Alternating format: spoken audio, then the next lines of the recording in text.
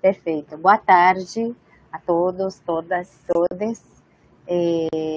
Então, estamos aqui começando nossa segunda mesa, Mulheres, Poder e Cultura na América Latina, da primeira jornada do Observatório das Intelectuais Mulheres Latino-Americanas. Estamos aqui com 3 professoras da UERJ. Cada uma vai fazer uma fala, vou apresentar brevemente cada uma delas, e depois podemos, então, os comentários, perguntas, podem ser colocados para os que estão na sala RNP, através do botão perguntas, e para os que estão e as que estão no YouTube, simplesmente nos comentários, tá bem? Não esqueçam de assinar o formulário de presença, que colocaremos agora, daqui a pouco, aqui no chat, e também colocaremos no YouTube. Então, agradeço muitíssimo a presença das 3 professoras, e hoje aqui à tarde, está sendo uma tarde muito produtiva. Vamos mudar agora um pouco o foco do direito para a cultura, e o poder em geral, não que o direito não seja parte dessa produção cultural, mas então temos a fala primeiramente da professora Lívia Beatriz. Vou apresentar ela. Lívia Beatriz é pós-doutora pela École des Hautes Études em Ciência Social, em Paris, França, em período em que foi pesquisadora no Centre Maurice Halbach, e também é pós-doutora pelo programa de pós-graduação em História Política da UERJ. Atualmente é professora adjunta na área de Teoria, Historiografia e Ensino de História pelo Instituto de Filosofia e Ciências Humanas do Departamento de História na UERJ, e atua como pesquisadora do Núcleo de Estudos sobre Biografia, História, Ensino e Subjetividades. Tem experiência na área de História, com ênfase em História Política e Ensino de História, atuando principalmente nos temas como escrita autobiográfica, formação docente, ensino de História e educação antirracista. É feminista, militante antirracista e mãe de Lino, cuja existência lhe traz o grande desafio, como diria Audre Lorde, de ensiná-lo a não acreditar que ele só é forte se não sentir ou se vencer. Então, vamos dar a palavra para a professora Lívia. Olá, boa tarde. Primeiramente, eu queria saber se vocês estão me escutando, aquele teste do microfone. Sim, bem. Ok, obrigada. Queria agradecer a Alejandra pelo convite, primeiramente. A Laís também, que eu acho que está aqui. A Laís e as duas, eu acho que a gente se conhece por grupo de WhatsApp, mas ainda não se conheceu pessoalmente. Eu acho que por vídeo também é a primeira vez. Queria agradecer muitíssimo pelo convite. É sempre uma oportunidade maravilhosa estar e falar sobre Lélia, e sobretudo falar sobre Lélia num evento como esse, que tem essa perspectiva, né, de pensar a questão da atuação, de ação de mulheres em sentido mais amplo, que não só Rio de Janeiro, Brasil, mas em termos latino-americanos. E aí eu já começo a minha fala trazendo uma outra grande intelectual que me inspira muito. Aliás, eu queria aproveitar e pedir, porque como eu vou abrir um arquivo aqui na frente, se alguém por acaso precisar falar comigo, para não usar o chat, falar por mensagem de voz, porque eu consigo interromper a minha fala e ver vocês, tá bom? E falar com vocês. Mas uma outra intelectual que é de grande referência para mim, e eu acredito que para muitas de nós, que é Grada Quilomba. Eu queria trazer um prefácio de Quilomba, um prefácio recente ao livro Pele Negra e Máscaras Brancas, de Fanon. Quilomba prefacia essa nova edição, né, do Pele Negra e Máscaras Brancas, é uma edição de 2020, no qual ela, Quilomba, constrói um rico e intenso relato autobiográfico por meio do qual ela nos conta, como que ao pé do ouvido mesmo, o seu encontro com aquele que revolucionaria a sua vida, né? Frantz Fanon. Em suas palavras, aí são palavras de Quilomba, o que eu irei fazer aqui é contar-vos a curta história de como conheci Frantz Fanon e sua obra Pele Negra, Máscaras Brancas. A partir dessa perspectiva do encontro, entre aspas, Grada, e aqui eu uso propositalmente seu primeiro nome, tece, constrói diversas ilações político-conceituais, dentre as quais uma delas eu gostaria aqui de chamar a nossa conversa de hoje, qual seria o princípio da ausência. Sigamos grada em suas, que também são nossas, interpelações. Como é que se pode escrever sobre a negritude num espaço onde não há um único livro escrito por autores, autores negros, negras e negros? Este princípio da ausência, na qual algo que existe é tornado ausente, é uma das bases fundamentais do racismo. As obras de Frantz Fanon existem, mas são ausentes e, por isso, deixam de ter existência real. O existente passa a ausente e deixa assim de existir. E é exatamente esta a perspectiva autobiográfica que aqui tentarei construir. Intenciono falar sobre o meu próprio encontro com aquela que revolucionou a minha vida, daí o título dessa apresentação, A Revolução Lélia, que é o título da apresentação de hoje. E esse objetivo faz parte de um outro maior, que é pensar questões de gênero em suas interseccionalidades, tema mais amplo deste evento. E aqui já abro um primeiro parêntese, com fins de elucidação. O título, A Revolução Lélia, faz alusão direta a um outro, A Revolução Laura, de livro recente, escrito por Manuela Dávila, que, como num jogo de escalas, relata e, nisso, problematiza sua experiência com a maternidade numa inter-relação com sua atuação política. Contudo, ao contrário de Grada, meu encontro-desencontro com Lélia não fez parte de minha formação enquanto graduanda em História desta universidade, a UERJ, a Universidade do Estado do Rio de Janeiro. Eu também sou filha da UERJ. Mas, sim, Lélia Gonzalez, agora aqui com nome e sobrenome, implode a minha vida, revolucionando meu modo de ser, sentir, estar, perceber o mundo, e mundo entendido aqui numa perspectiva ampla, no primeiro ano pandêmico, em 2020. E isto, começo aqui a afirmar, diz muito sobre os nossos cursos de formação de professores e professoras, e aí no meu caso de historiadoras e historiadoras, porque eu venho do campo da história, no Brasil. Logo, pensar, refletir sobre e com Lélia é nos indagar também, numa perspectiva macro, sobre como este campo de formação e pesquisas do qual eu faço parte e de onde eu falo. A história e a própria história da escrita desta história, que também convencionamos chamar de historiografia. E nisto, continuo aqui com este grande nó interpelativo. Como autoras como Lélia Gonzalez, que pensa, forja conceitos como os de amefricanidade, améfrica ladina, mãe preta, português, mucama doméstica, dentre tantos outros, pôde e ainda pode estar fora do processo formativo de tantas e tantas gerações de professoras e professores de história no Brasil. Como esta intelectual negra afrodiaspórica dissidente, estratégica na compreensão de que Brasil é este que estamos a forjar e inventar, pôde e ainda pode ser alijada, nesse sentido, nos dizeres de Grada, tornada ausente dos currículos de formação desses profissionais. E aqui me refiro ao campo da história, porque é deste lugar epistêmico do qual eu falo, mas não me restringo a ele, certamente. Mas antes de adentrar nessa discussão, que é também um compromisso ético-político, gostaria de falar um pouco sobre uma eleição narrativa que também é um ato político. Estou me referindo aqui ao lugar epistêmico das narrativas e histórias de vida, e nesse sentido das biografias, autobiografias, relatos de vida, experiência, enfim, nos múltiplos sentidos forjados por Conceição Evaristo, das muitas das nossas escrevivências. Percebidas nesses termos como são aqui enquanto gêneros textuais discursivos e apostas político-teóricas que dialogam diretamente com as epistemologias negras feministas.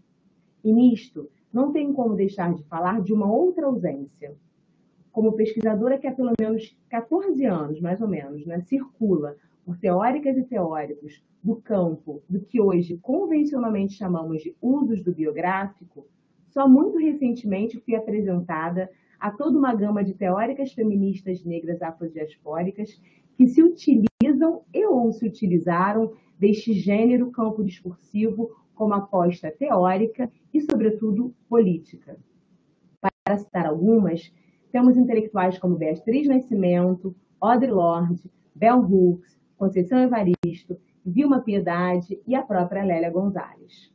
Chamo aqui com isso a atenção para o silenciamento dessas intelectuais negras enquanto referências neste campo de estudos que atravessa tantos campos, áreas de formação. Mais um dos tantos, e neste caso das tantas, existentes que são tornadas ausentes e a partir deste ato mesmo deixam de existir. Me apropriando aqui mais uma vez das ideias e palavras de Quilomba, de Grada Quilomba. Márcia de Almeida Gonçalves, teórica referencial nos estudos sobre os usos do biográfico autobiográfico e das narrativas vivenciais, um diálogo estreito com a teórica argentina Leonora Arfucchi, em livro recentemente organizado por ela, Gonçalves, sobre a temática, nos conta a forma através da qual ela fez o convite às e aos autores e autoras para compor sua coletânea. Em suas palavras, a proposta feita às e aos autores e autoras foi a de relatar experiências e proposições a partir da primeira pessoa do singular, na atuação intelectual de pensar e realizar a teoria da história na pesquisa e especialmente na docência ou nas conexões desses fazeres.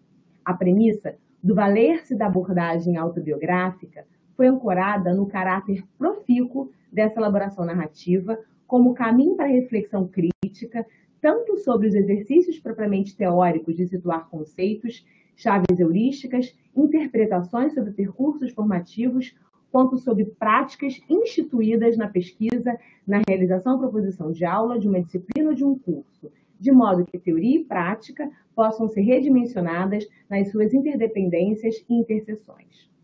Valendo-se de Judith Butler, em texto sobre assunto, Gonçalves afirma que nas abordagens autobiográficas aplica-se o relatar a si mesmo. E acrescento aqui um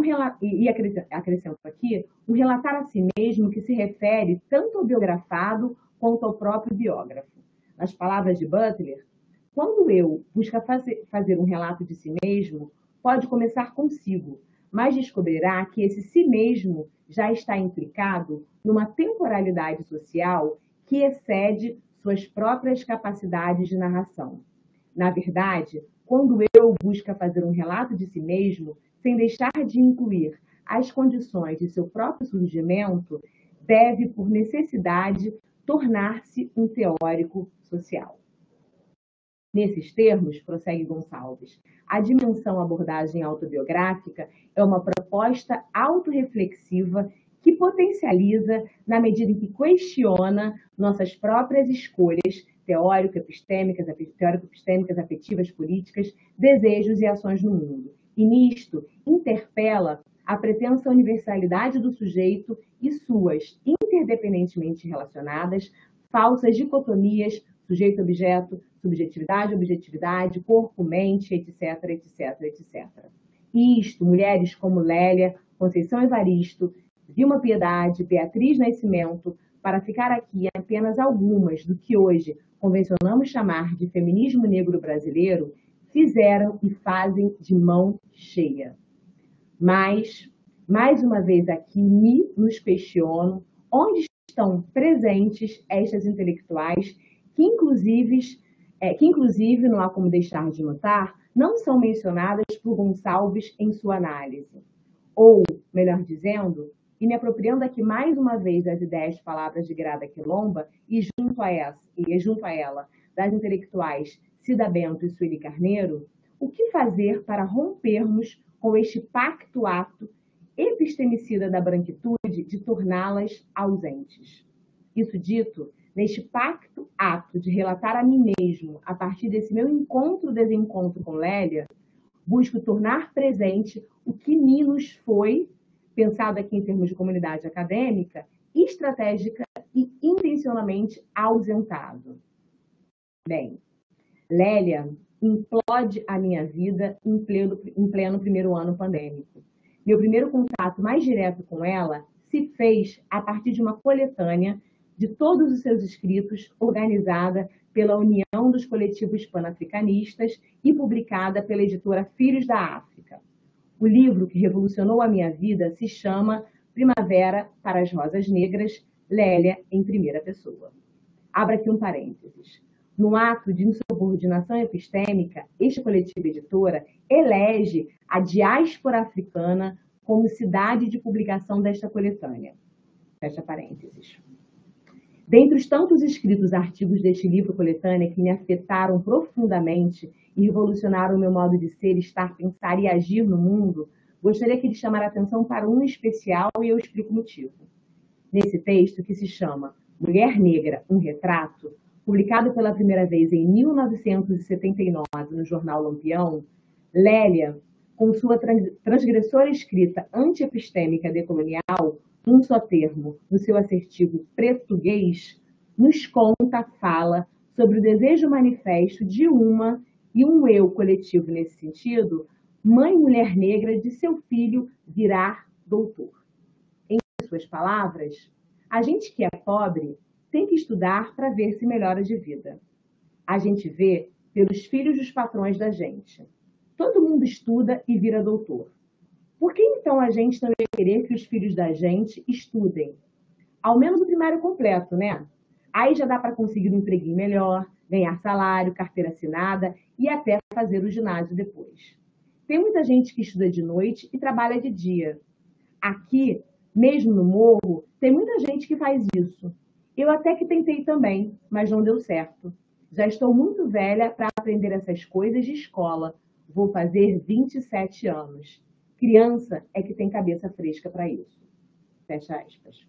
Essa passagem, na época recentemente garimpada do referido texto de Lélia, me ouriçou os cabelos do corpo e da cabeça no momento mesmo em que as li pela primeira vez. Essa passagem, e passagem aqui no sentido mesmo de pontear, de coser, de alinhavar os pontos dispersos de uma vida pregressa, de muitas dores, vozes, doses, algozes, de sofrimento, solidão e angústia, há um presente constantemente revivido, ressentido, e a partir desse descaminho mesmo ressignificado, fez transbordar em lágrimas o meu coração. Era como se ali, naquele momento mesmo, eu sentisse os pensamentos de minha mãe. Era como se ali, naquele momento mesmo, eu pudesse escutar aquilo que minha mãe preta, conceito também cunhado por Lélia Gonzalez, nunca conseguiu, pôde ou até mesmo precisou me dizer, mas que me fazia sentir num duro cotidiano de privações diversas, vivendo o limite do ser que não pode ser, como nos grita Jurema Werneck em introdução ao livro Olhos d'Água de Conceição Evaristo, em que os estudos apareciam não somente como o lugar por meio do qual nós poderíamos melhorar de vida, mas também, sobretudo, e assim era percebido por mim, como o espaço que a ela, mulher preta, mucama doméstica, no empréstimo aqui também das palavras de Lélia, fora taxativa e inescrupulosamente negado. Este texto, na época, rendeu um poema manifesto, que tem publicação prevista para esse ano, e foi decisivo para um processo de catarse individual e coletiva, bem nos moldes do que bem nos ensina Conceição Evaristo com sua escrevivência, e nisto de questionamento de mim mesma, no que eu chamo aqui de consciência e letramento racial, de meus desejos e projetos de vida, ação política, enquanto mulher intelectual que se autodeclara parda, me alinhando aqui ao que é defendido pelo movimento negro brasileiro, mas que, a depender do espaço onde eu me encontro, pode ser lida socialmente como branca, e por isso mesmo consciente de meus inúmeros privilégios. A pergunta era, foi e continua sendo: o que eu faço com isso? O que eu faço a partir disto? Pois a perspectiva do tornar ausente não era e não é uma alternativa para mim.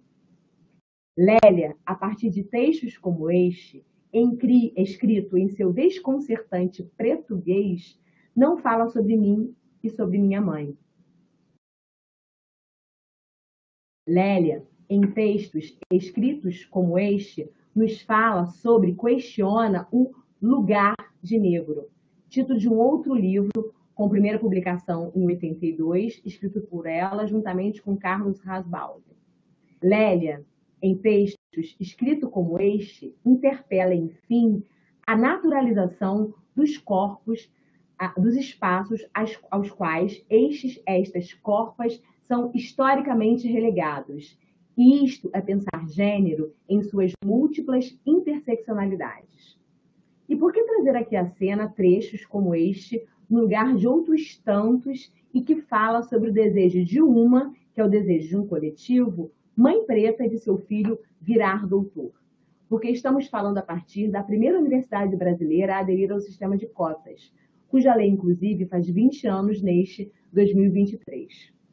Até quando vamos ignorar Lélia e tantas outras como ela em nossos escritos?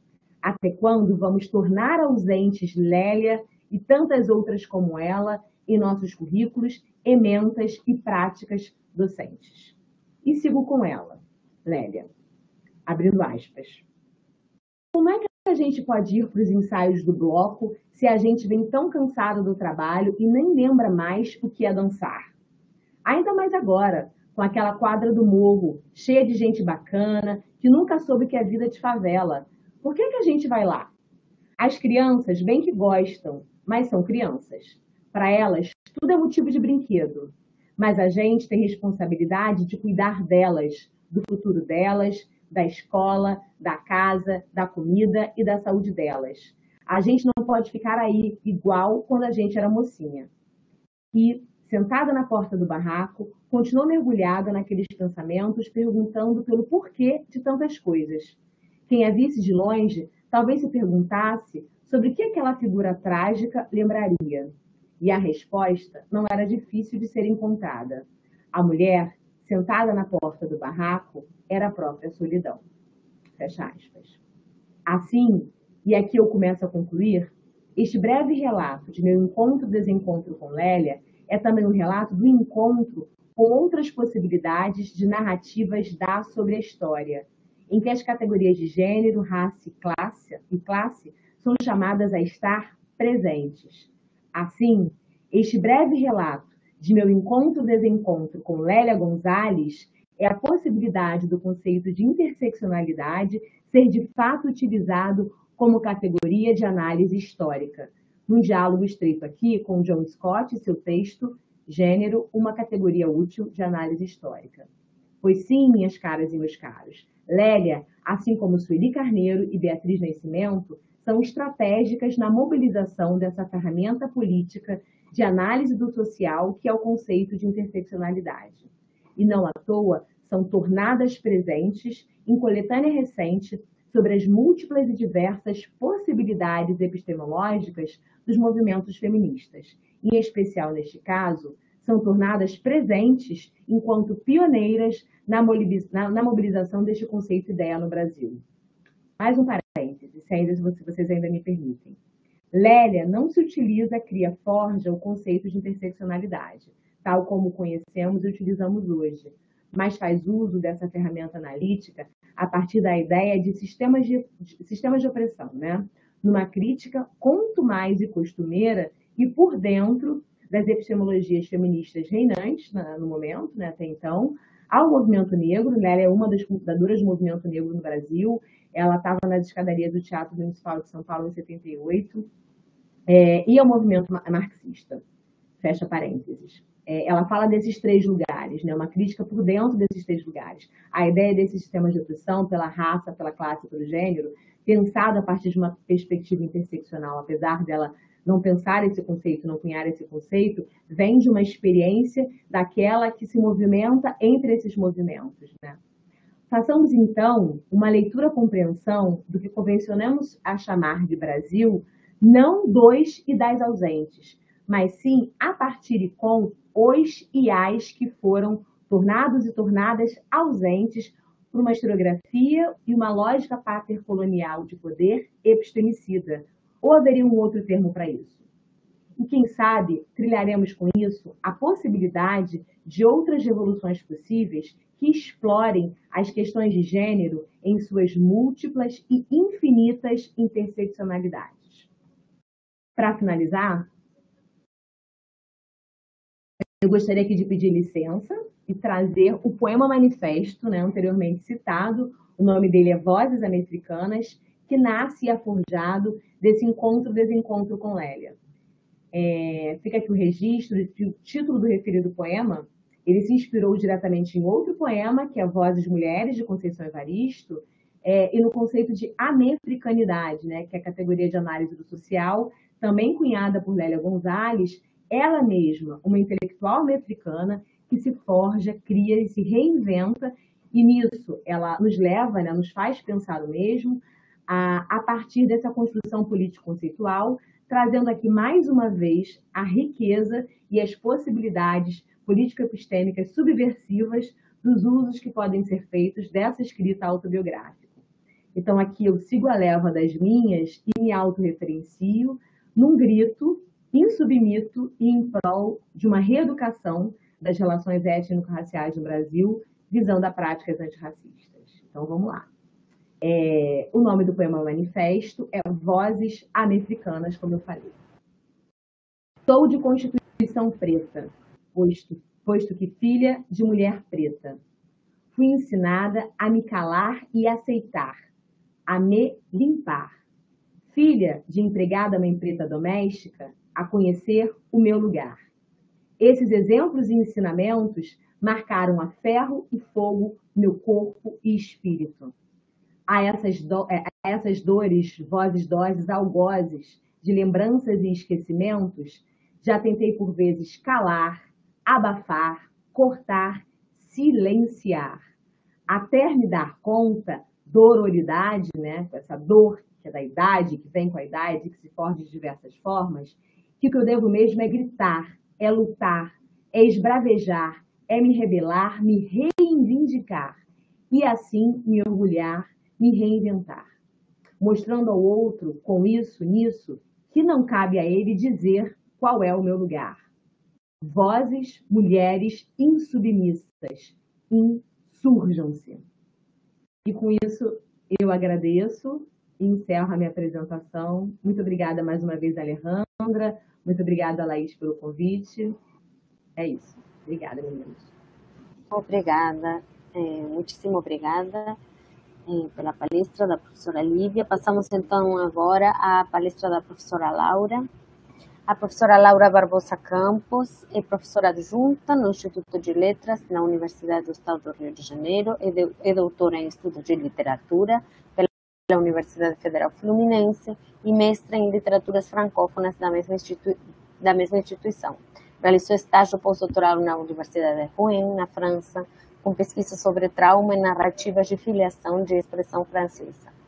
E a palestra dela hoje se intitula Intra França e Argentina, o espaço autobiográfico de Laura Cova. Muitíssimo obrigada, professora Laura, por estar com a gente hoje. Vou colocar aqui a sua apresentação. Eu que agradeço, Alejandra, agradeço muito pelo convite, agradeço também as minhas companheiras de mesa, depois dessa linda apresentação da Lívia, e a Lívia e a Luísa. Também obrigada ao pessoal que está aí nos assistindo nos diferentes ambientes virtuais. E também ainda queria fazer mais um agradecimento à professora Silvina Carriço, da Universidade Federal de Juiz de Fora, e a Daiane Moura, que foram as duas pessoas que me apresentaram a autora Laura Alcoba. Então, graças a ela, eu tive contato com a obra dessa autora. Que na verdade, uma autora talvez mais conhecida na Argentina do que na França, mas que apresenta uma, digamos, categorização bastante instável. Ora ela é mencionada como sendo uma autora franco-argentina, ora como uma autora argentina vivendo na França, ainda também como uma autora francesa nascida na Argentina. Então, talvez um pouco ela seja, na verdade, talvez um pouco de tudo isso, assim como as águas do Rio Prata, que é um estuário, né, formado pelo deságua de rios e do oceano. A escrita de Laura Alcoba também se articula através de uma sobreposição entre o país de origem e o país de acolhida. Então, a Laura Alcoba é escritora e tradutora, nasceu em 1968, na Argentina, onde viveu até os 10 anos de idade. Quando foi para a França, então, se encontrar com a mãe, que lá já pode ainda deixar mais um pouquinho, por favor, obrigada. Quando ela foi para a França, se encontrar com a mãe, que lá já estava por razões políticas. Seus pais eram militantes do grupo Montoneiros, que foram violentamente perseguidos durante a ditadura civil-militar argentina de 76 a 83. E a mãe de Laura Alcoba consegue, então, em 76, fugir para a Europa, enquanto o seu pai foi preso na Argentina e lá ficou até 81. E apesar de ser interessante o fato de, apesar de Laura Alcoba ser tradutora do castelhano para o francês, com uma lista relevante de traduções realizadas, traduziu, por exemplo, Selva Almada, Camila Souza Vilada, entre muitos outros, toda a obra de Alcoba é escrita em francês e ela não se autotraduz. Mas, ao mesmo tempo, a Argentina é uma presença constante em seus textos, seja através de lembranças de infância, da fala de alguns personagens, ou mesmo pela tradição que convoca ao trazer autores argentinos para seus textos. As palavras da autora ilustram bem essa questão. Ela diz numa entrevista: não sei se vou conseguir escrever algo em que a Argentina não esteja presente. Podemos entender a obra de Laura Alcoba dentro de um amplo espaço autobiográfico, mas espaço autobiográfico não no mero sentido meio vago de inspiração autobiográfica, mas tal como a noção foi teorizada por Philippe Lejeune em O Pacto Autobiográfico. É uma noção que se aplica a autores e autoras que optaram por textos fragmentados ou incompletos e que induzem a leitura no registro autobiográfico de toda a produção, sua produção narrativa, mesmo aquelas obras que são regidas por um pacto ficcional ou mais ambíguo, como é o caso da Alcoba. Fazendo, então, com que a obra como um todo se apresente como uma espécie de câmara de ecos e uma construção dinâmica, imóvel da imagem de si. O leitor é assim convidado a ler obras de ficção não como verdades da natureza humana, mas como uma espécie de fantasmas reveladores de um indivíduo. Eu penso que toda a produção de Laura Alcoba se articula em torno de uma memória traumática relacionada a esse período ditatorial argentino. Vou pensar aqui, sobretudo, se quiser, por favor, Alejandra. Sobretudo, vou pensar em 3 romances que compõem o que se convencionou chamar como a trilogia da Casa dos Coelhos. Todos receberam a denominação de romance, apesar de trazerem dados referenciais, inclusive em alguns momentos, a presença do nome da autora narradora dentro da diegese. Além da trilogia, também comentarei um pouco a respeito de uma obra mais recente, uma publicação intitulada Les Rives de la Mer Douce, então seria As Margens do Mar Doce, texto esse sim explicitamente autobiográfico e que ilumina as publicações anteriores, caracterizando assim a presença desse espaço autobiográfico em Laura Alcoba. Eu trouxe aqui no slide a capa da publicação original francesa, com o título do primeiro tomo dessa trilogia, que em francês tem o título Manège, Petite Histoire Argentina, publicado em 2007. Imediatamente, 2008 já saiu a tradução em castelhano na Argentina por Leopoldo Brizuela, e temos também a publicação da obra em português do Brasil, saiu no ano passado, em 21, pela editora Paris de Histórias, pela tradução de Natália Bravo. Essa é a primeira publicação de Laura Alcoba. Então, ela foi, como eu disse, rapidamente, em 2008, foi traduzida para o castelhano e lançada na Argentina sob o título La Casa de los Conejos. Esse acabou sendo o título que é o mais conhecido de Alcoba, é aquele que obteve talvez maior adesão de leitores europeus, tendo recebido o maior número de traduções em língua inglesa, alemã, italiana, sérvia. E agora, em 21, a tradução em português temos também, né, pela Paris de Histórias, também vai sair saiu o segundo tomo, que é intitulado O Azul das Abelhas, também foi publicado esse ano pela Paris de História, mesma tradutora. A Casa dos Coelhos é o resultado de uma combinação entre memórias de infância individuais e eventos históricos ocorridos em meados da década de 70 na Argentina. O livro é dedicado a Diana Teruggi, que também aparece como personagem no livro, e em uma espécie de preâmbulo no qual a autora se dirige a Diana, ela faz uma espécie de epístola dedicatória, na qual lemos, por favor, Alejandra, um trechinho aí desse preâmbulo. Você deve se perguntar, Diana, por que demorei tanto a contar essa história? Eu havia me prometido que um dia o faria, mas disse a mim mesma mais de uma vez que o momento ainda não havia chegado. Esse dia, estou certa, tem a ver com a viagem à Argentina que fiz com minha filha no final de 2003. Evocarei essa loucura argentina e todas as pessoas varridas pela violência. Eu finalmente me decidi porque penso nos mortos com muita frequência, mas também porque sei que não se pode esquecer os sobreviventes. Mas antes de começar a contar essa pequena história, há ainda uma coisa que eu gostaria de lhe dizer.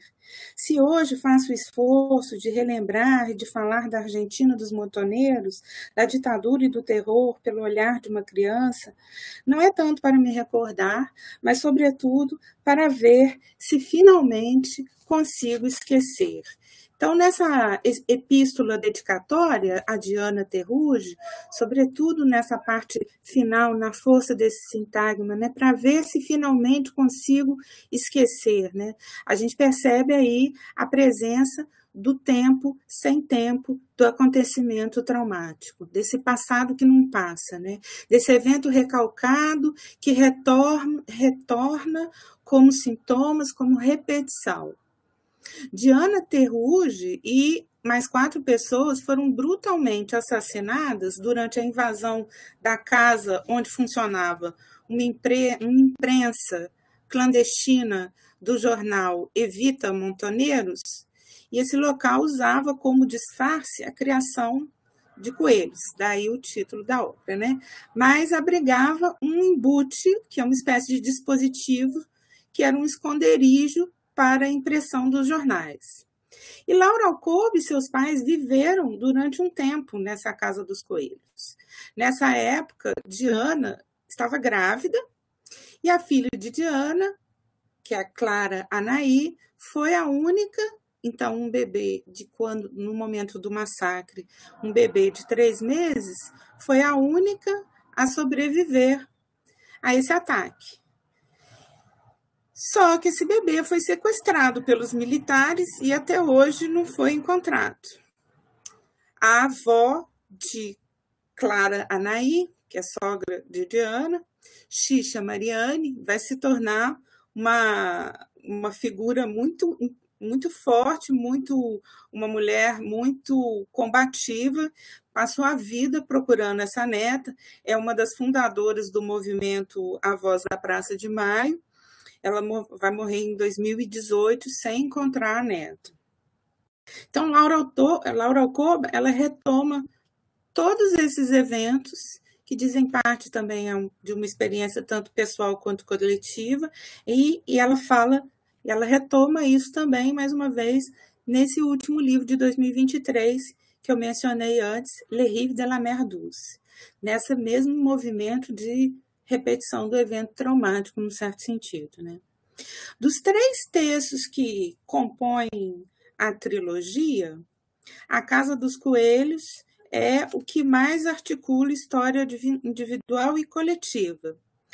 Daiane Moura destaca que, embora existam pontos de contato entre o livro e as narrativas de outros filhos das vítimas da ditadura, Alcoba não expressa desejo de integrar coletivos como Irros, por exemplo.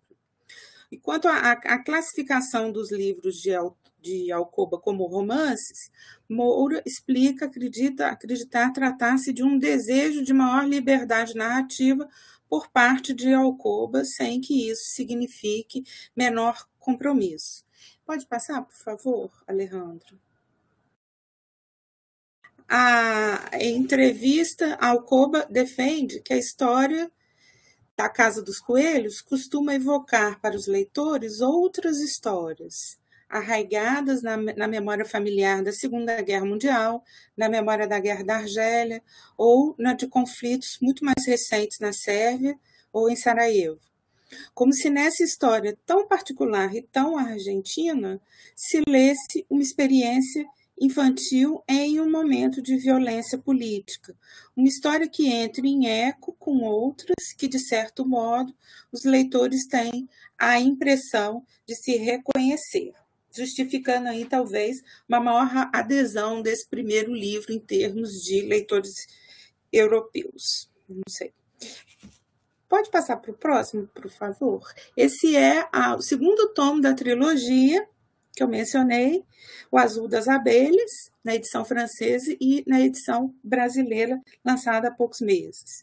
O Azul das Abelhas apresenta, então, uma narradora que vai contar a experiência da preparação para o exílio na França. A mãe vai, então, para a França, como eu disse, em 76, logo no momento do golpe, e a narradora, a autora narradora, permanece ainda alguns anos na casa dos avós e vai haver uma preparação para o exílio no sentido também de aprendizagem da língua, primeiro contato com a língua francesa. Isso tudo está presente nesse segundo tomo. A gente acompanha a evolução da narradora dentro dessa trilogia de 74 até 81.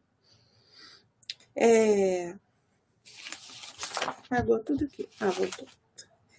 Alcoba apresenta, então, uma narradora que conta a experiência da preparação para o exílio na França e o desejo de se apropriar da nova língua, o francês. A relação com a língua materna, reiterada continuamente pelo desconforto decorrente do sotaque argentino, isso já no momento quando ela já está na França, destacado pelos franceses, o que atestaria o seu lugar de estrangeira e de enfant réfugié, criança refugiada. A violência da ditadura permanece como o eixo principal, mas nesse livro, em particular, também um pouco no tomo subsequente, que é A Dança da Aranha, Laura Alcoba expõe também as condições de vida difíceis dos excluídos na França, desses refugiados. Palavra que é tão estigmatizante por remeter à fuga, né? A presença da segregação, a gente tem nessa narrativa a presença da segregação geográfica na região parisiense, que é um lugar que apresenta uma arquitetura bastante perversa e hostil, uma região periférica, onde se encontram os excluídos. Então, assim, a narrativa dessa forma também promove uma desconstrução da perspectiva idealizada da capital francesa. Pode passar, por favor? A gente, nesse livro, a gente tem uma epígrafe da Clarice Lispector, que explica um pouco o título: para vermos o azul, olhamos para o céu, a terra é azul para quem olha do céu, azul será uma cor em si ou uma questão de distância, ou uma questão de nostalgia. Então, essa colocação sobre a questão do ponto de vista. E, em seguida, por favor, o terceiro tomo, que é a Dança da Aranha, ainda não foi traduzido aqui no Brasil, né? Ela foi também, já houve uma publicação reunindo os 3 tomos pela editora espanhola. Nesse terceiro tomo, a relação com a literatura e com a figura paterna são elementos centrais da narrativa. Aí a gente já vai ter uma narradora adolescente, pega o período de 79 a 81, que termina tanto com a eleição de Mitterrand na França, simbolizando aí a chegada ao poder dos socialistas, como a liberação do pai na Argentina. Esse livro, nesse momento da narrativa, a narradora está morando nos arredores de Paris ainda, e o pai ainda preso na Argentina. A liberação acontece no final. Há uma troca epistolar entre os dois, tratando, sobretudo, de leituras compartilhadas entre ambos. Então, o pai vai lendo certos livros em alemão, pois ele está aprendendo o idioma naquele momento, e a filha lê a maior parte das vezes no original francês, a correspondência se dá em castelhano, e há um momento particularmente interessante nesse livro, que trata de uma viagem da narradora com a mãe, com uma amiga da mãe, em que ela pega como tema o dicionário francês, chamado Le Petit Robert, que é colocado como uma figura, um companheiro inseparável.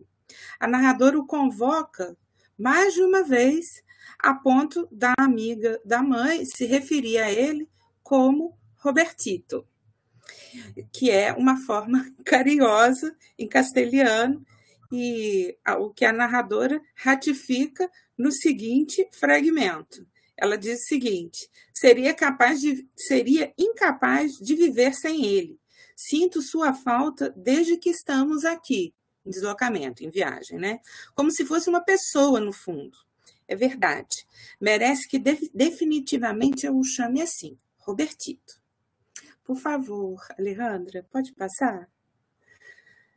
A respeito dessa questão, Daiane Moura destaca: Mi Robertito, evocado na língua materna para declarar o amor pelo francês, evidencia a complexidade da relação que a narradora constrói nas linguagens. Aqui, a língua materna recupera a paisagem afetiva e a sonoridade não representa perigo, perda, morte, iminência do desastre, mas perfaz outro percurso, como se fosse uma pessoa ou como se fosse uma casa, a casa, né? Porque, normalmente, o castelhano é associado à língua que deve ser silenciada, calada, né? Pelo evento traumático. Mas aqui ela recupera de certa forma, mas sempre associada ao francês. Através do sintagma Mi Robertito, a narradora metaforiza uma ligação amorosa com a língua francesa.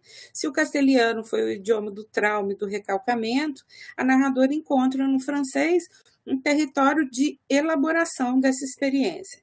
Nas palavras da própria autora, a língua francesa me permitiu, cito aí a Laura Ocoba, a língua francesa me permitiu uma escrita argentina.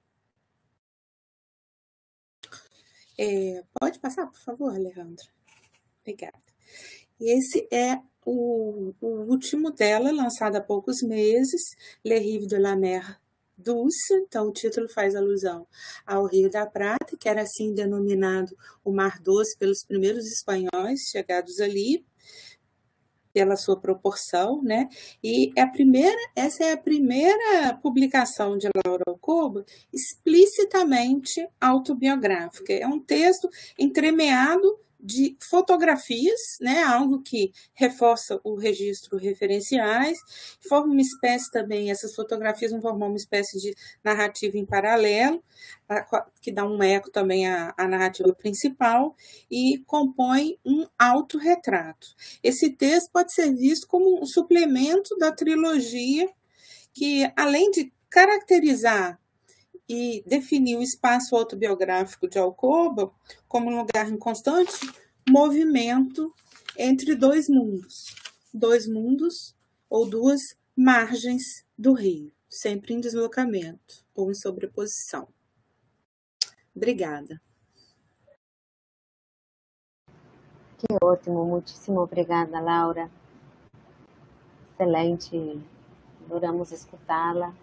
Já temos muitas perguntas, muitos comentários. Vamos dar agora a palavra à professora Luísa Pericê Nunes da Silva. A professora Luísa é professora assistente de língua espanhola no Instituto de Letras da Universidade do Estado do Rio, UERJ, e doutoranda no programa de pós-graduação em estudos de língua, com ênfase em linguística, na UERJ. Possui mestrado em estudos literários, literatura hispano-americana pela UFRJ e especialização em língua espanhola instrumental pela UERJ.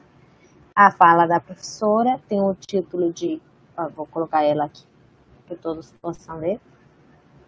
Tem o título de O Poder e o Corpo, a construção de Camila Gorman sob as lentes de Maria Luísa Bember. Obrigada, Luísa, pela presença hoje. Tá sem som. Tá sem. Tem que ativar o som. Agora sim, boa tarde. Todos me escutam bem? Que ótimo. Como a professora Alejandra já falou, eu sou professora do setor de espanhol do Instituto de Letras da UERJ e sou também doutoranda dos estudos de língua na área de linguística na UERJ. Sou orientanda da professora Poliana Arantes. E para mim é uma honra e um orgulho muito grande ser ao mesmo tempo professora e aluna dessa universidade que me proporciona tantos afetos e tantas vivências e tantas experiências, né, que constituem quem eu sou como pesquisadora, professora, aluna, mãe, mulher. Então, eu queria aproveitar esse espaço aqui para agradecer ao UERJ pela concessão do meu afastamento para a conclusão do doutorado. Eu queria agradecer também a direção do Instituto de Letras, aos meus colegas do Departamento de Letras Neolatinas e aos meus colegas do setor de espanhol pelo apoio, pelo incentivo de sempre, e também aos meus alunos. E é isso, vou dar início à minha apresentação. Como a professora Alejandra já comentou, o meu título é O Poder e o Corpo, a construção de Camila Gorman sob as lentes de Maria Luísa Bember. É uma tentativa de recorte da minha tese de doutorado que está em andamento. Um detalhe importante, está em andamento. Eu ainda estou encontrando os meus caminhos. Alejandra, por favor, pode passar. E aí o objetivo da minha apresentação de hoje seria discutir brevemente as relações de poder que incidem sobre o corpo feminino, a partir de uma perspectiva de Michel Foucault, para pensar, então, a construção da imagem de Camila Gorman no século XIX, em tensionamento com os ideais de feminilidade no meu corpus de estudo, que é o filme Camila, de 1984, da cineasta argentina Maria Luísa Bember. Então, na minha tese de doutorado, eu pretendo abordar 3 principais eixos temáticos: mito, poder e corpo. E eu pretendo dar uma pincelada nesses 3 eixos temáticos na apresentação de hoje. Pode passar, Alejandra, por favor.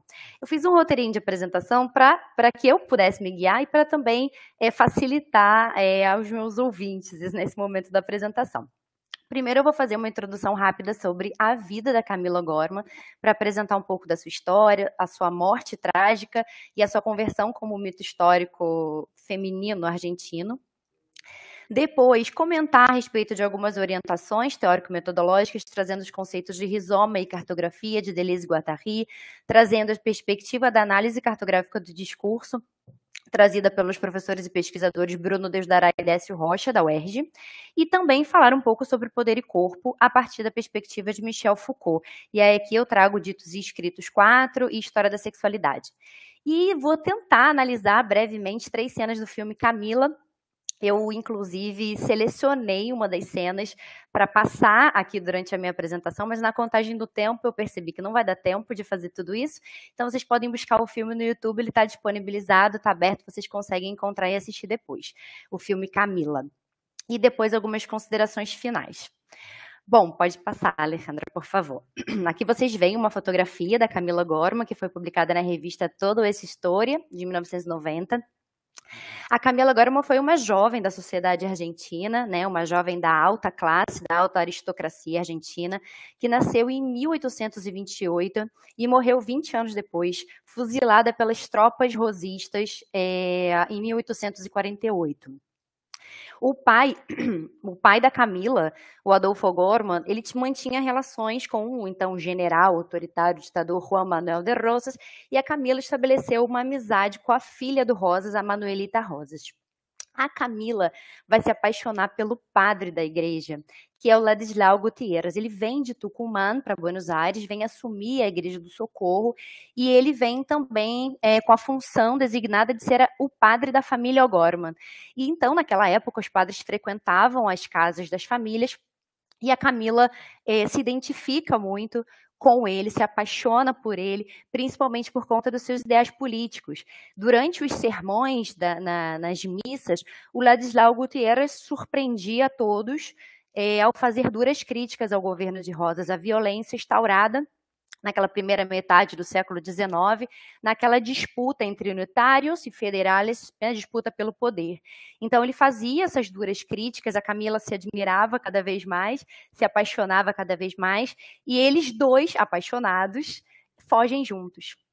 No dia 12 de dezembro de 1847, eles fogem.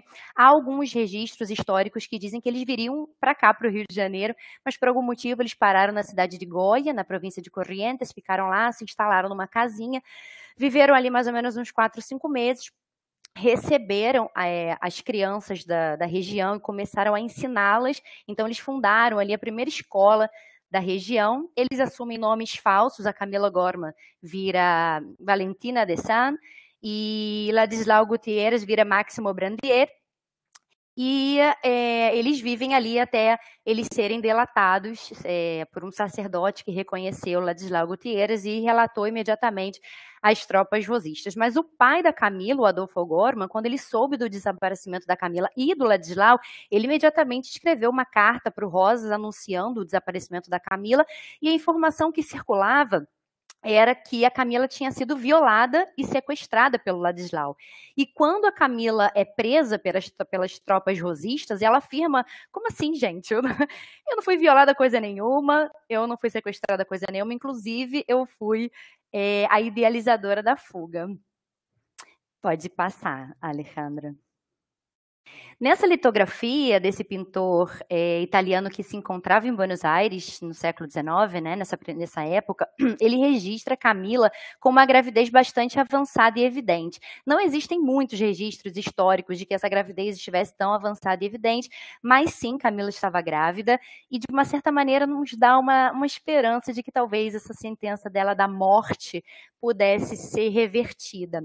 Mas nem o fato de ela estar grávida, nem a intercessão da Manuelita Rosas, da filha do Rosas, né, amiga da Camila, fez com que a sentença fosse revertida. No momento do fuzilamento, a Camila é obrigada a beber um copo de água benta para batizar o filho não nascido. Pode passar, Alejandra, por favor. Aí aqui eu selecionei algumas imagens do filme Camila, do momento do fuzilamento. À esquerda vocês conseguem ver o último momento em que eles se olham, depois colocam as vendas negras, né, nos olhos, e aí eles vão pro banquinho do fuzilamento. E eles são colocados no mesmo caixão, no mesmo caixote. Pode passar, por favor. Aí a composição trágica do mito, né? Camila é o mito, Camila teve essa morte trágica e se converte no mito histórico nacional. E a sua imagem se configura, então, como um símbolo de resistência contra as formas de opressão, repressão, silenciamento e anulação da mulher, em prol de quê? Desse ideal de feminilidade que defendia que as mulheres deveriam ser submissas, omissas, obedientes ao marido, à família, à igreja, sempre nessa condição hierarquizada de assimetria. E eu vejo que a minha pesquisa tem um compromisso social e político, né? Eu espero que o conjunto de enunciados da minha tese possa contribuir e ser uma voz a mais na soma dessas vozes que lutam contra muitas formas de opressão que ainda persistem na sociedade atual em muitos lugares do mundo. Pode passar. Eu pretendo fazer um apanhado rápido sobre a orientação teórico-metodológica que norteia a minha pesquisa. Eu acredito que mais do que uma orientação teórico-metodológica, a gente se afirma como uma postura ético-estética-política. Então, a gente traz os conceitos de rizoma e cartografia para pensar a construção do conhecimento, como pode o novo surgir, como fazer uma pesquisa. E Deleuze e Guattari, eles utilizam a metáfora da árvore para subverter essa noção da construção do conhecimento. Então, eles dizem que se a gente olhar para a árvore assim como imagem do mundo, por isso que eu coloquei a foto, se a gente olhar para essa imagem, a gente consegue localizar que existiu uma sequência lógica de criação dessa árvore. A gente teve ali em algum momento algumas sementes que foram irrigadas, e aí raízes, caules, né? O caule começou a surgir. Depois do caule, a gente tem os galhos, a gente pode ter folhas, flores, frutos. Então, quando a gente olha para essa árvore, né, pensando nessa metáfora, a gente consegue localizar em um passo a passo, uma sequência lógica que não dá muito para subverter, né? A gente não tem, por exemplo, fruto antes do caule. Então, a ideia da árvore, dessa metáfora da construção do conhecimento, Deleuze e Guattari vão criticar e vão dizer, olha só, gente, a construção do conhecimento é rizomática, dá uma olhada para o rizoma, dá uma olhada nessa imagem. Vocês conseguem localizar uma sequência lógica de quem veio primeiro? Quem se conectou a quem veio primeiro, qual é a origem de alguma coisa. Além de tudo, a árvore tem uma única sustentação, né? Tem uma fundamentação. O rizoma não tem, o rizoma tem um caule, mas ele é horizontalizado, e você tem múltiplos pontos que se conectam, múltiplas conexões, articulações que estão o tempo inteiro numa conexão transversal, como eles dizem, né? Nessa conexão em múltiplas direções. Pode passar, por favor. E daí que vem a ideia da cartografia, porque Deleuze e Guattari vão dizer que a cartografia é um dos princípios do rizoma. O que a gente vai fazer, então, na pesquisa? A gente vai mapear, a gente vai cartografar, formar mapas justamente para explorar esses pontos, essas conexões, essas articulações, para pensar de uma maneira não hierarquizada como a árvore, mas mais horizontalizada, não paralisada, não engessada, mas sim móvel, pensando no processo. Pode passar, por favor. E aí, Deusdará e Rocha vão pensar a cartografia para os estudos da linguagem. Vão entender, então, que é possível cartografar essas conexões, as articulações, os diálogos com diferentes campos do saber e tirar os saberes das suas caixinhas limitadoras. A gente pode explorar também o diálogo da linguística com a sociologia, com a antropologia, com a filosofia, com a história, e é isso que a gente pretende fazer. Pode passar, por favor. E o poder e o corpo? Foucault diz que o objeto de estudo dele não é o poder, e sim o sujeito. Por isso que é tão importante o que ele fala sobre a produção de subjetividade, mas o poder está aí, porque o poder nos produz. Então, para o Foucault, o poder não é apenas... na verdade, ele rejeita essa hipótese repressiva, né, do poder como repressão, como algo que vem de cima, que só reprime, só silencia, só cala e só oprime. Para o Foucault, o poder é relacional, é a relação, são jogos de poder, as mecânicas do poder, as técnicas do poder. E o poder não é aquilo que a gente tem, eu tenho poder, você não tem o poder. Para o Foucault, o poder é algo que se exerce, ele é produtivo, ele produz tudo, produz todas as coisas. E o poder não incide apenas sobre a mente, sobre aquilo que seria uma ideologia. Para o Foucault, o poder incide sobre os corpos. E é daí, a partir dessa linha de pensamento, que eu quero pensar Camila. Que poder é esse que incide sobre os corpos femininos? O que a mulher, qual é esse ideal de feminilidade que existia? O que a mulher podia ou não podia fazer? A mulher não podia, pensando na Camila, na época da Camila. A Camila não estudava, não trabalhava, não podia ter opinião própria, ela era destinada ao casamento, era um casamento arranjado, ela tinha que casar com uma pessoa da mesma classe social que ela, e a vida dela seria cuidar dos filhos, do marido, dos afazeres domésticos e tal. Então, foi falado aqui dos movimentos feministas, né, e a importância dos feminismos para mostrar que as mulheres podem ser outras coisas. Pode passar, Alejandra, por favor. E aí a gente chega no filme Camila, da cineasta feminista Maria Luisa Bember. A Maria Luisa Bember, no finalzinho da década de 60, ela é uma das fundadoras da UFA, União Feminista Argentina, e ela vai, então, valorizar outras formas de ser mulher, outras formas de viver, de conceber o mundo e a vida. A própria Maria Luisa Bember não teve muitas oportunidades de incentivo da família para estudar, ela começa tarde a fazer filme e é um arrependimento da vida dela. Ela diz que ela gostaria de ter, na vida dela, ter feito muitos filmes. Camila, ela começa a filmar no finalzinho da ditadura, então o contexto democrático favorece o aparecimento dessas obras que criticam regimes autoritários, ditatoriais, como é o caso da época do filme Camila, e ela começa a filmar em 83, o filme é lançado em 84, e ele é indicado ao Oscar na categoria de melhor filme estrangeiro em 1985. O filme não leva a estatueta do Oscar, mas contribui para a internacionalização do mito de Camila e também para o novo cine argentino. E para Maria Luisa Bember, ela escolheu Camila porque Camila é transgressora. E onde há transgressão, há repressão. E a gente vê o fuzilamento como um castigo exemplar, exigido não só pelas tropas rosistas, mas também em conivência com a família O'Gorman, com a sociedade patriarcal e com a Igreja Católica. Pode passar, Alejandra, por favor. E aí eu queria analisar com vocês essa primeira cena, que é a cena da mesa do jantar. Vou tentar descrever um pouco rapidamente aqui o que acontece nessa cena. Logo depois de um dos sermões do Ladislau, que ele faz duras críticas ao Rosas, vai todo mundo jantar na casa O'Gorman, né, dos O'Gorman. E aí você tem ali as mulheres e os homens. Os homens, o pai da Camila, o cunhado da Camila e o prometido da Camila. A Camila, a irmã da Camila, e a mãe da Camila. 3 homens e 3 mulheres. E eles estão falando sobre o discurso do Ladislau, que para eles é um absurdo, né? Ele está criticando o Rosas. E aí só os homens falam. E o cunhado fala, ué, mas quem é que... Esse padre não sabe nada. Quem é que defendeu a nossa soberania? Rosas. Quem foi que defendeu contra as invasões estrangeiras? Rosas. Quem foi que fez... Rosas, solo Rosas. E a Camila, a qualquer preço. A Camila interfere na conversa, partindo já aí de uma formação discursiva completamente diferente, partindo da ideia de que os fins não justificam os meios. Como assim? Então vale tudo? Vale matar, vale torturar, vale degolar e colocar as cabeças em praças públicas? Tudo isso? Então está tudo autorizado a qualquer preço. E ali, naquele momento, se instaura um silêncio constrangedor, um mal-estar. Todos paralisados com os copos nas mãos, a água não bebeu, ficou paralisado, o garfo paralisado.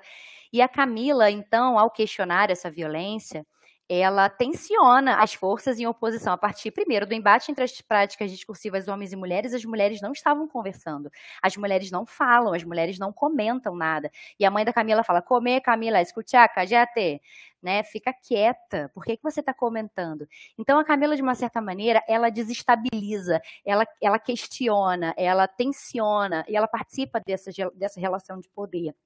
Ela o tempo inteiro tensiona essas práticas discursivas, ela desestabiliza os enunciados cristalizados que legitimavam as ações de Rosas, por exemplo, todo mundo concordando, ok, é isso mesmo, e ela ficou tudo preto, e ela justamente vai surpreender a todos quando ela justamente participa quando ela interfere nessa discussão. E Foucault vai dizer, nem todos podem dizer qualquer coisa em qualquer situação. Então, a mulher não pode, inclusive, se exaltar, porque o pai da Camila pede para que ela repita, ela repete, dá o argumento dela, e o pai fala, olha só, Camila, aqui ninguém levanta a voz nessa mesa, retire-se. Ele levanta a voz para ordenar que ela saia, mas ela não pode nem dar opinião, nem discordar, não apenas dar opinião, discordar do que estava sendo falado pelos homens e levantar a voz para dar a sua opinião. Pode passar, por favor, Alejandra. Na segunda cena, o pai fala para ela, la mujer soltera es un caos, Camila, un desorden de la naturaleza. Então, ele já está preparando o terreno para que a Camila se case com o Ignacio, né? E ele, inclusive, compara a solteirice com a anarquia, né? Para someter essa anarquia, só há 2 caminhos, el convento ou el matrimônio. Então, ou ela ia para o convento, ou ela casava, solteira, ela não podia ficar. E aí a Camila vai falar, mas eu não estou apaixonada pelo Inácio. E o pai fica tão desconcertado, ela mais uma vez parte de uma outra formação discursiva, ela entende que o casamento precisa de amor, precisa de admiração. Como assim um casamento arranjado? Ela vai casar com quem ela não conhece, com quem ela não gosta? Então ela subverte completamente todas as ações e pensamentos que já estavam legitimados ali no século XIX, dentro dessa família ogorma e dentro da sociedade patriarcal de uma maneira geral. E o pai fica completamente desconcertado. Como assim, casal? O amor vem... Como assim o amor vem com o tempo? Que absurdo é esse que você está dizendo? Né? E a terceira cena, pode passar, Alejandra, por favor, é que a Camila frequentava espaços públicos não permitidos para as mulheres naquela época. Ela frequentava uma livraria que vendia livros estrangeiros e ela lia romances franceses, ela lia ela lia provavelmente os opositores do Rosas, ela pegava escondido na livraria do Mariano, ela pegava esses livros e ela era mal vista, né? O que se entende é que ela não poderia, né? O Ignacio encontra com ela lá e ele fala, não quero que te vejam por aqui. Me dá isso aí. Ela, ué, mas não é pólvora, é um livro. Aí ele, sí, pero hay libros e libros. E o pai, você fica enchendo a cabeça com esses romances franceses, mas a realidade, Camila, não é assim, não. Então, a mulher que não pode ser vista na livraria, não pode também ler determinados livros. O que a Camila estava lendo? Como assim? Ela estava lendo intelectuais? Ela estava se tornando uma... Que tipo de leitura ela estava tendo? Por que ela não estava em casa, né, destinada ao espaço privado a uma mulher da década do século XIX, né? Pode passar, Alejandra, por favor. Meu tempo já está acabando. E é isso, a gente pode pensar a construção do ideal de feminilidade, pode pensar nos jogos de poder sobre os corpos femininos, que defendia que a mulher deveria ser obediente, submissa, subserviente, e aí eu tinha feito até uma análise do século XIX até o momento presente, né, para a gente poder refletir sobre o que podia antes e o que pode agora. Será que a gente pode fazer tudo, ocupar determinados espaços, ocupar determinados empregos destinados tradicionalmente aos homens? A gente ganha os mesmos salários ocupando os mesmos cargos, mas não deu tempo. Fica para uma próxima jornada, Alejandra. E aí a Camila não se encaixa nesse ideal. A Camila é transgressão, é resistência, é disputa. Camila produz embates de forças e assim interfere na realidade, na produção de um novo mundo. Camila contesta, questiona, desnaturaliza, desestabiliza as forças coercitivas e propõe uma nova realidade. Camila é produto do tensionamento das forças de poder, participa da relação dos jogos de poder no embate das práticas discursivas. Pode passar. E aí eu pensei que Foucault diz que o poder é um conjunto de relações de forças sempre móveis, passíveis de mudanças. É como se fosse um arranjo transitório, constantemente sujeito a uma constante transição, porque ao mesmo tempo que existe o poder, existe a resistência. Então, da mesma forma que existe a repressão, existe o discurso contra a repressão. E a repressão e o discurso contra a repressão fazem parte do mesmo poder. E aí, no centro das relações de poder, sempre haverá confrontos, insubmissões e práticas de liberdade.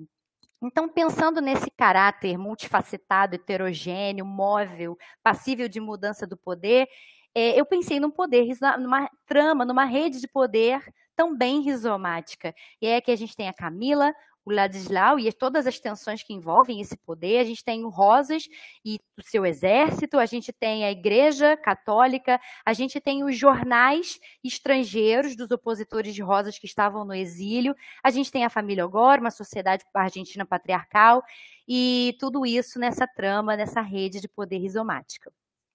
Pode passar. Então, eu considero que a cartografia é muito importante para a minha pesquisa, que, assim como o rizoma, possui um caráter múltiplo, transversal e heterogêneo. Com a análise cartográfica do discurso, eu vou poder mapear as conexões, as articulações, todos os pontos que se conectam, que se aproximam e que se afastam também, que o mito de Camila permite explorar, seja no filme, seja em outras materialidades discursivas que compõem o meu corpus de estudo. Então, para o Foucault, o poder não é repressão, mas é relação, é produção, são jogos de poder, são técnicas de poder, e é importante subverter a noção dicotômica vítima e algoz. Isso foi fundamental para eu mudar essa minha visão da Camila como vítima e do Rosas como o Carrasco. E eles estão ali nas tensões, nos embates dos jogos de poder. Onde o poder é resistência, Camila desestabiliza as práticas naturalizadas, como a violência, como a gente viu, o casamento arranjado, a censura do que se pode ler, dizer, fazer, e ela subverte o que é proibido, ela se apaixona pelo padre. E a visão, para finalizar, eu acredito que a visão de uma cineasta feminista como a Bember contribui para a imagem de Camila como transgressora, como mito, como heroína, como a gente consegue perceber em várias obras artísticas e literárias que se referem a Camila, ora como mito e ora como heroína do país. Então, eu acredito que eu finalizei, coloquei aqui algumas referências e coloquei também no final o meu e-mail, se alguém quiser entrar em contato a respeito da minha pesquisa, agradeço muito. Obrigada. Excelente. Uau. Brilhou sua apresentação, Luísa, excelente. Excelente, parabéns. Então, vamos passar a perguntas do público. Vou dar espaço aqui antes de fazer minhas colocações. Temos uns 10 minutinhos para depois dar passo à segunda mesa. Temos perguntas do público? Comentários?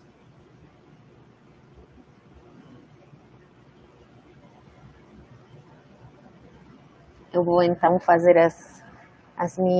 os meus comentários. Me chamou a atenção, há um link, né, uma relação entre vários temas, né, da mesa. Vocês também podem fazer perguntas, mas eu vou, sobretudo, estabelecer relações entre as falas, assim. Tá bom, depois vamos ler os comentários no YouTube. Em relação à questão da ditadura, né, que aparece na palestra da professora Laura e da professora Luísa. Por um lado, adorei a palestra da professora Laura. A gente precisa conversar mais. Esta questão da infância, né, que foi um tema que me interessou durante muitíssimo tempo e ainda me interessa, né, que aparece, né, é muito importante lá.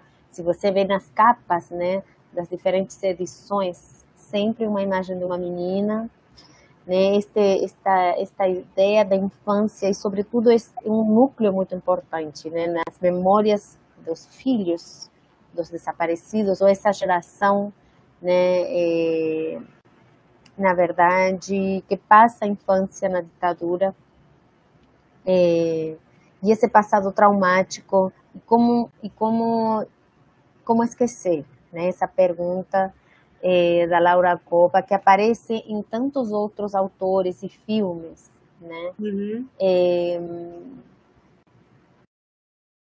E aqui o professor Davi está aqui também se juntando ao meu comentário e complementando, falando: decidi escrever o indizível para que possa ter direito de esquecer, né? Temos muitas outras perguntas, que ótimo. Mas então é mais um comentário nesse sentido, enfim, de vontade de conversar mais. E este giro autobiográfico, eu acho, até certo ponto, da literatura argentina atual, né? Que me parece muito sintomático também no período pós-ditatorial, né? E da ideia de como esquecer, um pouco que você está trazendo com Laura Alcova. Enfim, vou deixar você falar sobre isso, mas a mim, assim, pelo tema que sempre me interessou, assim, ainda me interessa esta questão da lembrança da infância. Inclusive, essa autora, que já não lembro o nome, Daiane, que assim, coloca também o paralelo com a Silvia Molloy. Exatamente. Que também tem essa coisa da infância, da exploração da infância como um espaço de memória. Exatamente. A construção, no caso dessa tentativa de colocar esse olhar infantil, mas dentro de uma progressão que ficam bem emblemáticas, como você observou, através das capas, né? Por isso que eu quis trazer também as capas, que a gente acompanha a criança, a menina e a adolescente, né? E o trabalho da Daiane é realmente muito nesse sentido, através com a ideia também é uma tese de doutorado, né? Através da comparação com a Silvia Molloy entre as diferentes territorialidades e também as cenas de leitura, que nesse sentido eu acho que conversou também um pouquinho com o trabalho da Luísa, dessa construção através das cenas de leitura, que não foi exatamente uma coisa que eu explorei, que é particularmente presente no último livro da trilogia, da Dança da Aranha, pelo fato de ter essa correspondência com o pai através da literatura, e que deve necessariamente se fazer em castelhano, porque as cartas eram todas submetidas aos censores, né? Qualquer tentativa de passar pelo francês ou qualquer outra língua poderia ser lida como algum código.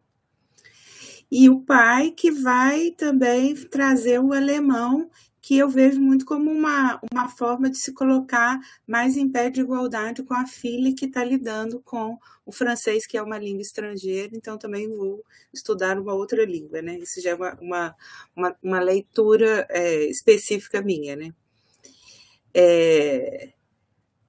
Mas, sem dúvida, e o fato de ela retomar todas essas questões presentes nos diferentes livros que compõem a trilogia, nessa última publicação, acrescida de questões relacionadas também à ancestralidade, porque evoca também uma determinada ancestral indígena que ela descobre que tem, e isso está presente no Le Rive de la Mer Douce, uma indígena que é uma mulher sem nome, porque na história familiar também foi apagada, né? Então, está suplementando essa trilogia autobiográfica dentro de um registro assumidamente autobiográfico, dessa vez, nesse ponto de fere, e caracterizando esse espaço autobiográfico, né? Perfeito. Perfeito. Silvia Molloy, eu acho que fala de falar entre línguas, né? Exatamente. Essa coisa das memórias nesse livro, que ela tem várias imaginação. Para a imaginação, exato. Fala dessa questão das memórias das línguas. E para a Luísa, temos uma pergunta aqui, vou complementar também com a minha. Luísa, gostei muitíssimo da sua apresentação, parabéns, realmente fantástica, muito linda, muito bem estruturada, dava prazer de escutar. Queria, eu tenho um comentário do Cláudio Correia, fiquei encantado pela paixão com que você fala da sua pesquisa. Um rizoma não começa nem conclui, ele se encontra sempre no meio entre as coisas. E ficou cortado aí. Não sei se teria mais... mas eu complemento aqui com meus comentários, que no sentido de... Bom, há poucas semanas eu estive num congresso na Argentina, em que duas professoras, eu posso até fazer o contato, se você estiver interessada, de história, recuperavam processos sobre mulheres sequestradas no século XIX no campo, na Argentina, né? Processos de sequestro de mulheres, nos quais, no caso, não era o caso da Camila, né? Porque era o caso de realmente sequestros, não de escolhas, né? Em que, no caso, elas analisavam uma mulher indígena, uma adolescente, uma jovem indígena, que tinha sido castigada, né, e colocada na cadeia como culpada pela própria violação e pelo próprio sequestro. E nesse sentido, eu estava pensando que parte, eu acho que do reprimido, do castigado, no caso da Camila, é o desejo, né? Porque o desejo, né, ela se manifestar como sujeito de desejo, como protagonista dessa história, né? E você coloca isso.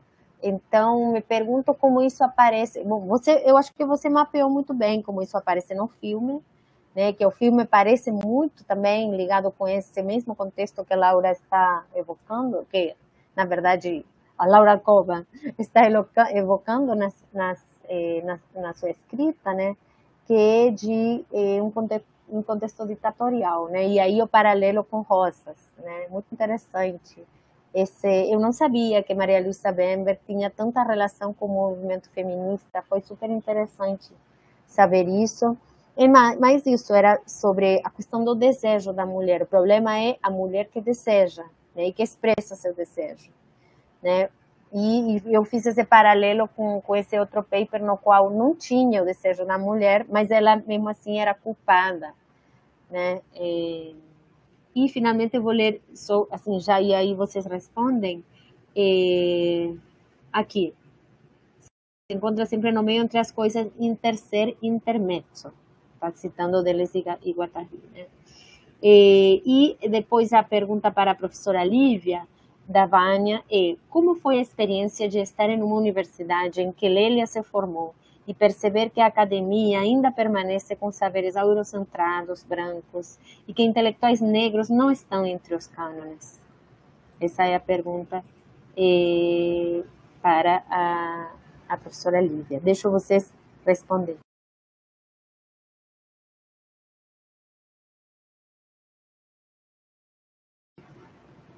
Pode responder, Luísa ou Lívia.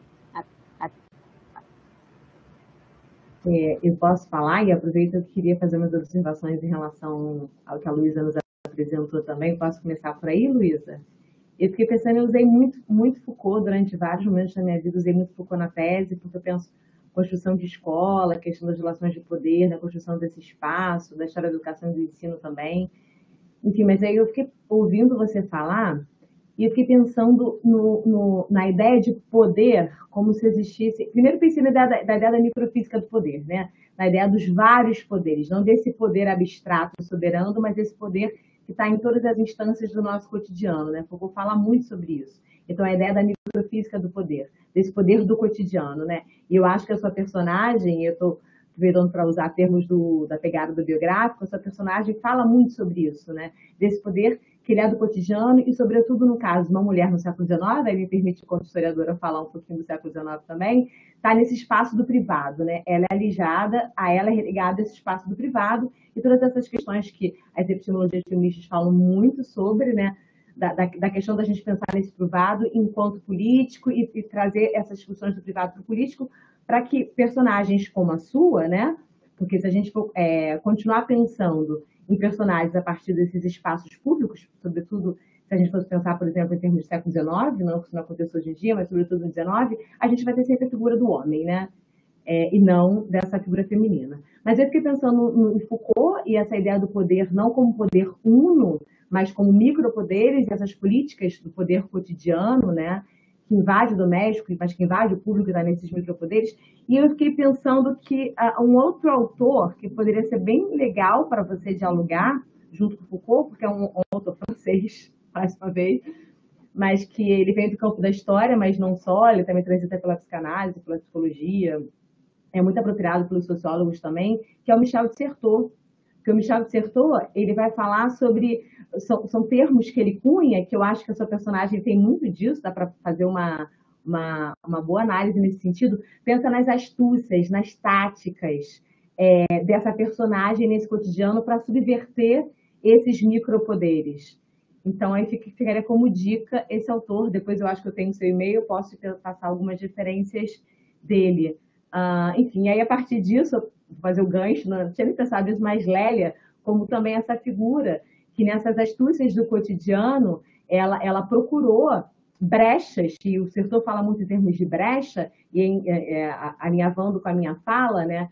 Como é que Lélia, que foi formada na UERJ, foi professora, ela não atuou na UERJ, ela atuou na Cândido Mendes, ela não só na Cândido Mendes, mas assim, um grande espaço universitário que ela atua na Cândido Mendes, como é que ela encontra brechas dentro desse poder, e desse poder pensando nesses múltiplos poderes, para estar ali, para falar, para se expressar, para questionar, né? Porque muitas vezes a gente, eu sei que muitas de nós não, mas muitas vezes a gente imagina que esses questionamentos vêm de hoje, mas esses questionamentos vêm de muito tempo, e Lélia é uma expressão disso.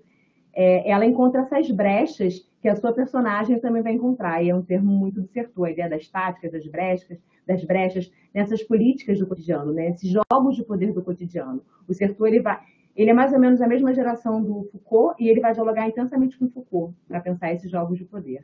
E aí essa pergunta que você me faz, é a pergunta que eu me faço todos os dias, é a minha apresentação, deixa eu pegar aqui o nome da pessoa, que a Vânia me faz, é a pergunta que eu me faço todos os dias, Vânia, e essa apresentação tem a ver com isso, né?